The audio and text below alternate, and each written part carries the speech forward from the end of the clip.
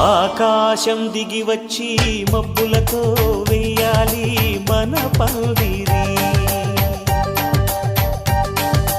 ఊరంతా చెప్పుకునే ముచ్చటగా జరగాలి పెళ్ళంటే మరి.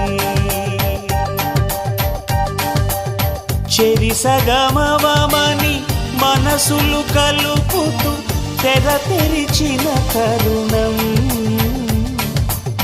ఇది వరకెరగని వరసలు కలుపుతూ మురిసిన బంధుజనం.